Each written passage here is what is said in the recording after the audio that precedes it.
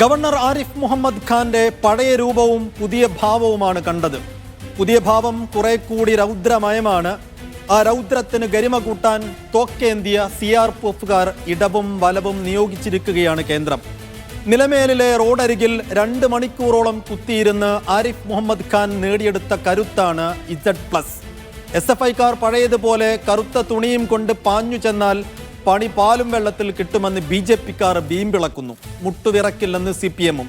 ഇനി എന്തൊക്കെ സംഭവിക്കുമെന്ന് കണ്ടറിയുക തന്നെ വേണം. എന്തായാലും Z+ കാറ്റഗറിയിലുള്ള സുരക്ഷയാണ് ഇന്ന് മുതൽ ആരിഫ് മുഹമ്മദ് ഖാന് കേന്ദ്ര സർക്കാർ ഒരുക്കുന്നത്. നമ്മൾ പരിശോധിക്കുന്നത് Z+ സുരക്ഷയുള്ള ഒരാൾക്ക് ലഭിക്കുന്ന സൗകര്യങ്ങളും സുരക്ഷയും എന്തെല്ലാം എന്നുള്ളതാണ്. ഗ്രാഫിക്സിന്റെ സഹായത്തോടു കൂടി നമ്മൾ പരിശോധിക്കുന്നു ഏതെല്ലാം തരത്തിലുള്ള സുരക്ഷകളാണ് ഇന്ന് രാജ്യത്ത് പ്രധാനമായും വ്യക്തികൾക്കായി സർക്കാർ അല്ലെങ്കിൽ ഭരണ സംവിധാനങ്ങൾ ഒരുക്കുന്നത് എന്നുള്ളതിൻ്റെ വിശദമായ ചിത്രത്തിലേക്കാണ് നമ്മൾ വരുന്നത്. ഇത്രയും ഈ സ്ക്രീനിൽ കാണുന്ന 6 തരം പ്രധാനപ്പെട്ട സുരക്ഷാ മാർഗങ്ങളാണ് വ്യക്തികൾക്കായി ഭരണകർത്താക്കൾക്കായി ഇന്ന് രാജ്യത്ത് അവലംബിക്കുന്നത്. അതിലേറ്റവും പ്രധാനപ്പെട്ടത് SPG ആണ്. തൊട്ടു താഴെ Z+ ആണ്. അതിന് തൊട്ടു താഴെ Z കാറ്റഗറിയിലുള്ള സുരക്ഷയാണ്. അതിന് തൊട്ടു താഴെ Y+, അതിന് തൊട്ടു താഴെ Y, അവസാനം X. ഇത്രയും കാറ്റഗറിയിലുള്ള സുരക്ഷയാണ് രാജ്യത്ത് ഇന്ന് വിവിധ ആവശ്യങ്ങളിലുള്ള സന്ദർഭങ്ങളിൽ വ്യക്തികൾക്കും ഭരണകർത്താക്കൾക്കുമൊക്കെയായി കേന്ദ്ര സർക്കാരും മറ്റ് ഭരണ സംവിധാനങ്ങളും ഒരുക്കുന്നത്. അതിൽ ഏറ്റവും ആദ്യം SPG ആണ്. SPG പ്രൊട്ടക്ഷൻ നൽകുന്നത് പ്രധാനമന്ത്രിക്ക് മാത്രമാണ്. ഇന്ദിരാഗാന്ധി വധത്തെ തുടർന്ന്, അതായത് ഇന്ദിരാഗാന്ധിയെ വധിച്ചതിന് ശേഷമാണ് ഇങ്ങനെ പ്രധാനമന്ത്രിമാർക്കായി പ്രത്യേക സുരക്ഷാ സംവിധാനം കേന്ദ്ര സർക്കാർ ഒരുക്കിയത്. അങ്ങനെ SPG പ്രൊട്ടക്ഷനിൽ 3000 സുരക്ഷാ ഉദ്യോഗസ്ഥരുടെ ഒരു വ്യൂഹം ഉണ്ടാകുമെന്നുള്ളതാണ്.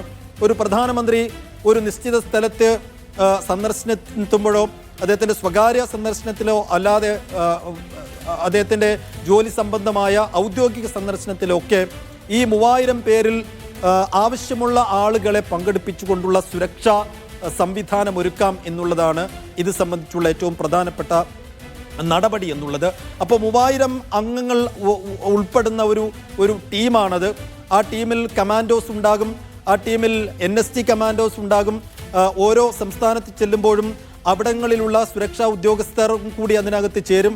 ആ രീതിയിൽ 3000 പേരടങ്ങുന്ന ഒരു വലിയ വ്യൂഹമാണ് പ്രധാനമന്ത്രിക്ക് സുരക്ഷ ഒരുക്കുന്നത്. SPG സുരക്ഷയാണ് അതിൽ ഒരുക്കുന്നത്. ഇനി 1991 സോണിയാഗാന്ധി, രാഹുൽ ഗാന്ധി, പ്രിയങ്ക ഗാന്ധി ഈ 3 പേർക്കും SPG സുരക്ഷ ഒരുക്കേണ്ട ഒരു സാഹചര്യം ഉണ്ടായി. സ്വാഭാവികമായും എല്ലാവർക്കും അറിയാം, രാജീവ് ഗാന്ധിയെയും വധിച്ചതിനെ തുടർന്നാണ് രാജീവ് ഗാന്ധിയുടെ ഭാര്യയായ സോണിയാഗാന്ധിക്കും 2 മക്കളായ പ്രിയങ്ക ഗാന്ധിക്കും രാഹുൽ ഗാന്ധിക്കും SPG പ്രൊട്ടക്ഷൻ ഒരുക്കിയത്. ആ SPG പ്രൊട്ടക്ഷൻ പിന്നീട് 2019 3 വർഷം മുമ്പ് Z+ സുരക്ഷയാക്കി കുറച്ചു കേന്ദ്ര സർക്കാർ. ആ ചിത്രവും നമ്മൾ കണ്ടതാണ്. ശരി, അപ്പോൾ SPG പ്രൊട്ടക്ഷൻ എന്താണെന്നുള്ള കാര്യം നമ്മൾ വിശദീകരിച്ചു കഴിഞ്ഞു. ഇനി Z+ കാറ്റഗറി അനുസരിച്ചുള്ള സുരക്ഷ, അതാണിപ്പോൾ ഇന്ന് ഗവർണർ ആരിഫ് മുഹമ്മദ് ഖാന് കേന്ദ്ര സർക്കാർ നൽകിയത്. അപ്പോൾ Z+ കാറ്റഗറി അനുസരിച്ച് എന്തെല്ലാം സുരക്ഷാ സംവിധാനങ്ങളും സൗകര്യങ്ങളുമാണ് കേന്ദ്രം ഗവർണർക്കായി ഒരുക്കുന്നത് എന്നുള്ളതാണ്. 55 ഉദ്യോഗസ്ഥരാണ് Z+ കാറ്റഗറി അനുസരിച്ചുള്ള സുരക്ഷാ സംവിധാനത്തിൽ ഉണ്ടാവുക. അതിൽ CRPF കമാൻഡോകൾ ഉണ്ടാവും.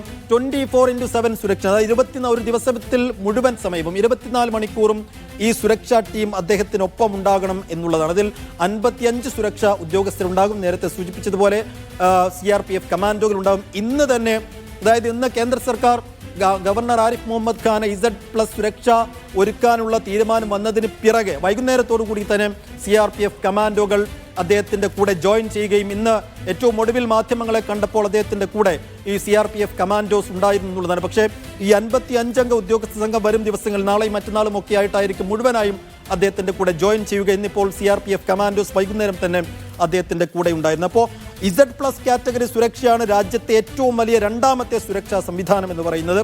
അതായത് പ്രധാനമന്ത്രിക്ക് SPG, തൊട്ടു താഴെ Z+ കാറ്റഗറി.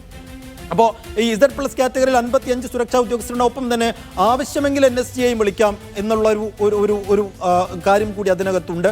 55 സുരക്ഷാ ഉദ്യോഗസ്ഥരുണ്ടാകും, CRPF കമാൻഡോസ് ഒക്കെ ഉണ്ടാകും. ഇനി അത്യാവശ്യ ഘട്ടത്തിൽ ഒരു പ്രത്യേക സാഹചര്യം വന്നു എന്ന് വെച്ചാൽ NSTയെ കൂടി അവർക്ക് വിളിക്കാം എന്നുള്ള ഒരു സംഗതി കൂടിയുണ്ട്. Z+ന്റെ തൊട്ടു താഴെയുള്ള കാറ്റഗറി Z കാറ്റഗറിയാണ്. അതിൽ 22 ഉദ്യോഗസ്ഥരാണ് ഉണ്ടാവുക. സ്വന്തം ചിലവ്, അതായത് വ്യക്തികൾക്ക് സ്വന്തം ചിലവിൽ കേന്ദ്ര സർക്കാർ അനുവദിച്ചു നൽകുന്ന സുരക്ഷാ സംവിധാനമാണ്, കാറ്റഗറിയാണ് Z എന്നുള്ളത്. അപ്പോൾ രാജ്യത്ത് നിരവധി ആളുകൾക്ക് Z കാറ്റഗറി സുരക്ഷയുണ്ട്. അവരൊക്കെ സ്വന്തം നിലക്ക് ഈ സുരക്ഷാ ചെലവ് സ്വന്തം നിലക്ക് വഹിക്കണം. ഒരു കാര്യം കൂടി വിട്ടുപോയി, അതായത് ആരിഫ് മുഹമ്മദ് ഖാൻ കേരളത്തിൻ്റെ ഗവർണറാണ്. ആരിഫ് മുഹമ്മദ് ഖാൻ 55 അംഗ സെക്യൂരിറ്റി പേഴ്സണലൊക്കെ ഉൾപ്പെടുന്ന വലിയൊരു വ്യൂഹം അദ്ദേഹത്തിനൊപ്പം ഇനി ഉണ്ടാവുകയും അദ്ദേഹത്തിന് സുരക്ഷ ഒരുക്കുകയും ഒക്കെ ചെയ്യണമെങ്കിൽ വലിയൊരു ചെലവുണ്ട്. അതായത് മന്ത്ലി 55 ലക്ഷം രൂപ മാത്രം ഈ സുരക്ഷാ ഉദ്യോഗസ്ഥരുടെ കാര്യത്തിൽ മാത്രം ചിലവ് വരും. ഈ ചിലവ് വഹിക്കേണ്ടത് കേന്ദ്രമല്ല, സംസ്ഥാന സർക്കാരാണ്. അതാണ് ഏറ്റവും പ്രധാനപ്പെട്ട കാര്യം. അതായത് ഈ Z+ കാറ്റഗറി അനുസരിച്ചുള്ള സുരക്ഷാ ചിലവ് മുഴുവൻ കേന്ദ്ര സർക്കാരിന് നൽകേണ്ടത് സംസ്ഥാന സർക്കാരാണെന്നുള്ളതും കൂടി എടുത്തു പറയേണ്ട കാര്യമാണ്. മറ്റൊന്ന് Y+ സുരക്ഷകളാണ്. അതിൽ 1 മുതൽ 2 വരെ ഉദ്യോഗസ്ഥരാണ് ഇതിലുണ്ടാവുക. NSG കമാൻഡോസ് അതിനകത്ത് ഉണ്ടാകുമെന്നുള്ളൊരു കാര്യം കൂടിയുണ്ട്. ഇതും വ്യക്തികൾക്കായി അവരുടെ ആവശ്യങ്ങൾക്കനുസരിച്ചാണ് ഈ Y+ കാറ്റഗറിയും അപ്പോൾ Y കാറ്റഗറിയിലുള്ള സുരക്ഷ ഒരുക്കുന്നത്. അവിടുത്തെ കാര്യം, ഷാറൂഖ് ഖാന് ഈയിടെയായി ഇത്തരത്തിലുള്ള സുരക്ഷ കേന്ദ്രം അനുവദിച്ച് നൽകിയിട്ടുള്ള ചില വ്യക്തികളുടെ കാര്യങ്ങളിലേക്ക് നമ്മൾ വരുന്നത്. ഷാറൂഖ് ഖാന് Y+ കാറ്റഗറിയിൽ സുരക്ഷ നൽകിയത് ഈ അടുത്താണ്. അദ്ദേഹത്തിൻ്റെ പഠാൻ എന്ന ചിത്രം ഇറങ്ങിയതിന് ശേഷം, ഏറ്റവും ഒടുവിലായി മറ്റൊരു ചിത്രം കൂടി ഇറങ്ങിയതിന് ശേഷം അദ്ദേഹത്തിന് ബോംബെ അണ്ടർവേൾഡ് അധോലോകത്ത് നിന്ന് വധഭീഷണി ഉണ്ടായിരുന്നു. ഈ വധഭീഷണി അദ്ദേഹം ഒരു പരാതിയായി നൽകിയതിന് പിന്നാലെയാണ് അദ്ദേഹത്തിന് Y+ കാറ്റഗറി സുരക്ഷ കേന്ദ്ര സർക്കാർ ഒരുക്കി കൊടുത്തുള്ളൂ. പക്ഷേ അതിൻ്റെ ചെലവ് അദ്ദേഹം സ്വന്തം നിലക്ക് തന്നെ വഹിക്കണമെന്നുള്ളൊരു കാര്യം കൂടിയുണ്ട്.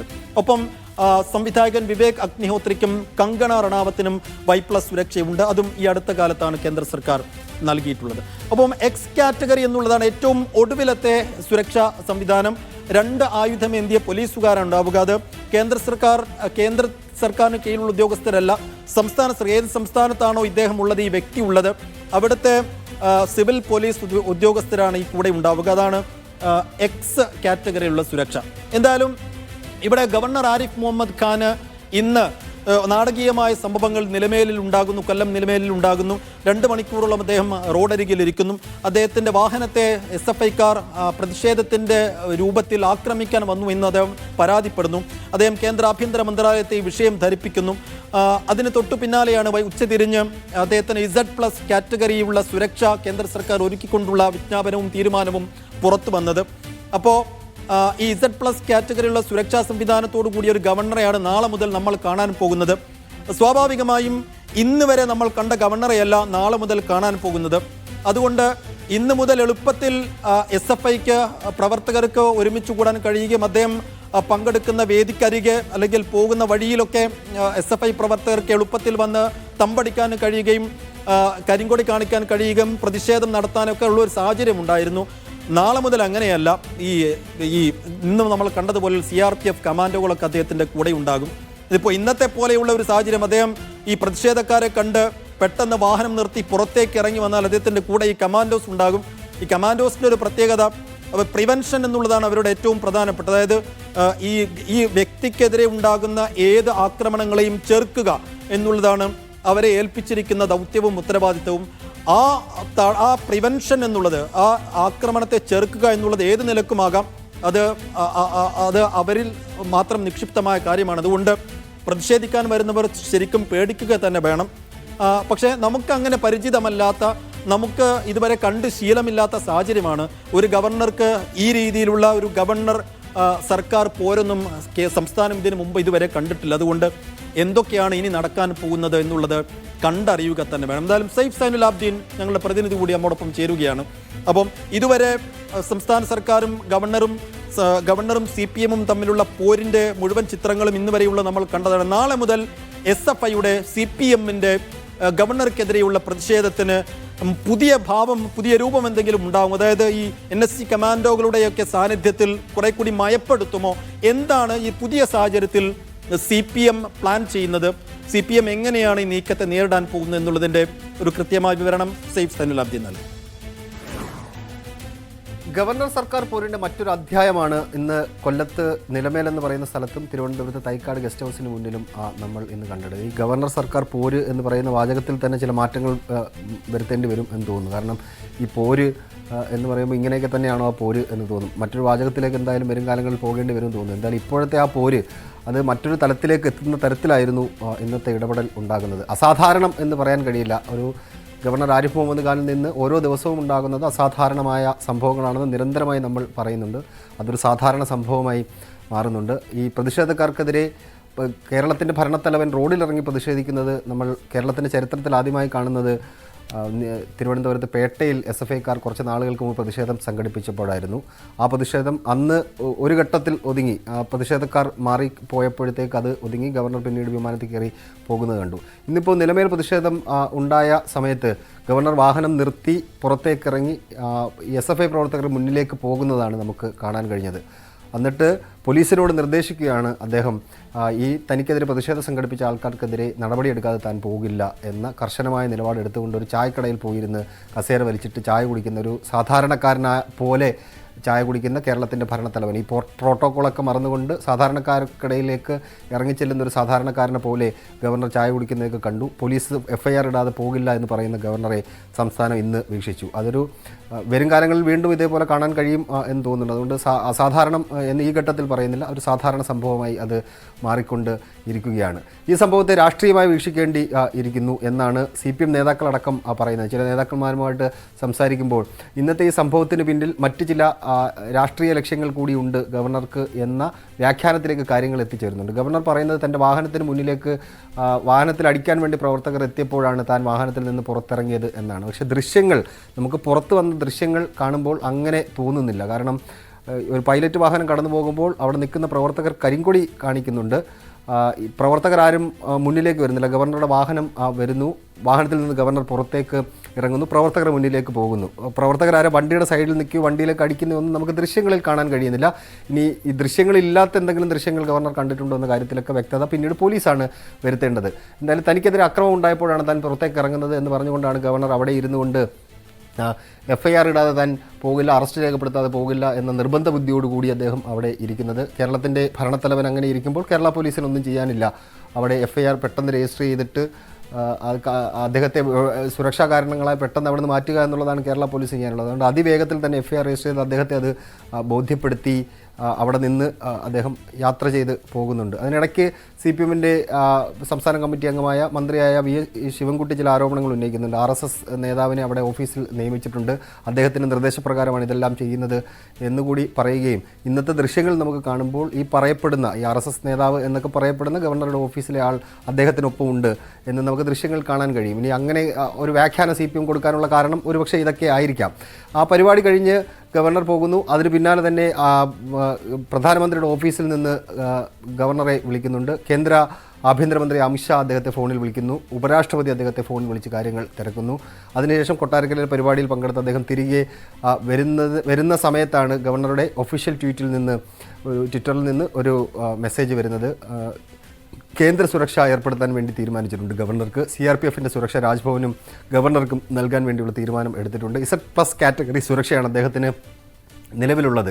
അത് കേന്ദ്രസേന ഏറ്റെടുക്കുന്നു എന്നുള്ളതാണ് നമുക്ക് പിന്നീട് കാണാൻ കഴിഞ്ഞത്. അപ്പോൾ SFIക്കാർ പറയുന്ന പ്രതിഷേധത്തിൽ നിന്ന് പിന്നോട്ടില്ല എന്ന് തന്നെയാണ്. ഏത് കേന്ദ്രസേന വന്നാലും ഞങ്ങൾ ജനാധിപത്യപരമായി പ്രതിഷേധിക്കും എന്നുള്ള വാചകം അവരും സൂചിപ്പിക്കുന്നുണ്ട്. അങ്ങനെ ജനാധിപത്യപരമായ ഒരു പ്രതിഷേധം പിന്നീട് നമുക്ക് തിരുവനന്തപുരത്ത് തൈക്കാട് ഗസ്റ്റ് ഹൗസിന് മുന്നിലും കാണാൻ കഴിഞ്ഞു. വൈകിട്ട് 3 മണിയോടുകൂടി തൈക്കാട് ഗസ്റ്റ് ഹൗസിൽ വിവരാവകാശ കമ്മീഷൻ്റെ ഒരു ശില്പശാലയിൽ പങ്കെടുക്കാൻ വേണ്ടി എൻ്റെ സമാപന സമ്മേളനം ഉദ്ഘാടനം ചെയ്യാൻ ഗവർണർ എത്തുന്നതിന് തൊട്ട് മുമ്പ് വ്യത്യസ്തമായ പ്രതിഷേധം, കേരളം ഒരുപാട് വ്യത്യസ്തമായ പ്രതിഷേധങ്ങൾ കണ്ടിട്ടുണ്ട്. അങ്ങനെ വ്യത്യസ്തമായ പ്രതിഷേധം ഇന്ന് SFIയുടെ ഭാഗത്ത് നിന്ന് ഉണ്ടായിട്ടുണ്ട്. ഗവർണർ വരുന്നതിന് തൊട്ട് മുമ്പ് സംഭാരവുമായിട്ട് 2 SFI പ്രവർത്തകർ റോഡിൻ്റെ സൈഡിൽ നിൽക്കുന്നുണ്ടായിരുന്നു. ഒരു കുപ്പിയിൽ ഒരു സംഭാരവും 1 ലിറ്ററിൻ്റെ ഒരു കുപ്പിയിൽ ആ സംഭാരവും പിന്നീട് ഒരു കയ്യിൽ മിൽമയുടെ ഒരു സംഭാരവുമായിട്ട് നിൽക്കുന്ന പ്രവർത്തകരെ നമ്മൾ കാണുന്നുണ്ടായിരുന്നു. അതിൽ അവരോട് ചോദിക്കുമ്പോൾ അവർ പറയുന്നത് ഗവർണർ വെയിലത്തിരുന്ന് ക്ഷീണിച്ചതുകൊണ്ട് സംഭാരം കൊടുത്തിട്ട് അദ്ദേഹത്തെ വിടാം എന്ന് കരുതിയിട്ടാണ് തങ്ങളിവിടെ നിൽക്കുന്നത്. തങ്ങൾ എവിടെ കണ്ടാലും SFI പ്രവർത്തകർ എവിടെ കണ്ടാലും ഇറങ്ങും എന്നാണല്ലോ ഗവർണർ പറഞ്ഞത്. ഇവിടെ ഇറങ്ങുകയാണെങ്കിൽ സംഭാരം കൊടുത്ത് വിടാം എന്ന് കരുതിയിട്ട് നിൽക്കുകയാണെന്ന് പറഞ്ഞു നിൽക്കുന്ന SFI പ്രവർത്തകരെ കണ്ടു. ആ നിലക്ക് CRPF വന്നാലും കേന്ദ്രസേന വന്നാലും തങ്ങളുടെ സമരവും പ്രതിഷേധവും തുടരും എന്ന് തന്നെയാണ് SFIക്കാർ പറയുന്നത്. ഞാൻ തുടക്കത്തിൽ സൂചിപ്പിച്ച കാര്യങ്ങളിൽ ചെറിയ തിരുത്തുകളുണ്ട്. അതായത് ഒരു Z+ കാറ്റഗറിയുള്ള സുരക്ഷാ സംവിധാനം ഒരുക്കുന്നതിന് മാസത്തിലുള്ള ചെലവ് 55 ലക്ഷം എന്നായിരുന്നു തുടക്കത്തിൽ ഞാൻ സൂചിപ്പിച്ചത്. അങ്ങനെയല്ല, 33 ലക്ഷം, മന്ത്ലി 33, ഓരോ മാസവും 33 ലക്ഷമാണ് സുരക്ഷാ സംവിധാനം ഒരുക്കുന്നതിനുള്ള ചെലവ്. അത് സംസ്ഥാനം തന്നെ വഹിക്കണമെന്നുള്ളതാണ്. ഇതിലിപ്പോൾ ശ്രദ്ധിക്കേണ്ട മറ്റു ചില കാര്യങ്ങൾ കൂടിയുണ്ട്. അതായത് സംസ്ഥാനത്ത് മുഖ്യമന്ത്രി പിണറായി വിജയന് നേരത്തെ തന്നെ Z+ കാറ്റഗറിയുള്ള സുരക്ഷയുണ്ട്. ഇതിപ്പോൾ ഗവർണർക്ക് കൂടിയാകുന്നു എന്നുള്ളതാണ്. Z+ കാറ്റഗറി സുരക്ഷയുള്ള മറ്റൊരു മുഖ്യമന്ത്രി MK സ്റ്റാലിനാണ്. ഒപ്പം കെജ്രിവാൾ, ഡൽഹി മുഖ്യമന്ത്രി അരവിന്ദ് കെജ്രിവാളിനും ഈ രീതിയിൽ Z+ കാറ്റഗറി സുരക്ഷയുണ്ട്. ഇപ്പോൾ ആരിഫ് മുഹമ്മദ് ഖാൻ കൂടിയാകുന്നു. പ്രധാനപ്പെട്ട മറ്റു ചില പ്രമുഖർ, Z+ സുരക്ഷാ കാറ്റഗറിയുള്ള മറ്റു പ്രമുഖർ, നടൻ സൽമാൻ ഖാൻ, BJPയുടെ ആഭ്യന്തരമന്ത്രി അമിത് ഷാ, രാജ്നാഥ് സിംഗ്, യോഗി ആദിത്യനാഥ്, UP മുഖ്യമന്ത്രി യോഗി ആദിത്യനാഥ്, നേരത്തെ നമ്മൾ സൂചിപ്പിച്ചതുപോലെ രാഹുൽ ഗാന്ധിക്കും പ്രിയങ്ക ഗാന്ധിക്കും സോണിയാഗാന്ധിക്കും Z+ കാറ്റഗറി സുരക്ഷയുണ്ട്. അപ്പോൾ ഇനി നാളെ മുതൽ നമ്മൾ കാണാൻ പോകുന്നത് Z+ കാറ്റഗറിയിലുള്ള മുഖ്യമന്ത്രിയെയും Z+ കാറ്റഗറിയിലുള്ള ഗവർണറെയുമാണ്. അപ്പോൾ ഈ പോരാട്ടത്തിന്, രണ്ടുപേരും തമ്മിലുള്ള പോരാട്ടത്തിനും ശത്രുതയ്ക്കും പുതിയ രൂപവും ഭാവവും കൈവരുന്നതുകൊണ്ട് വരും നാളുകൾ ഈ ഫൈറ്റ് ഇനി എങ്ങനെയായിരിക്കും എന്നുള്ളത് കണ്ടറിയുക തന്നെ വേണം.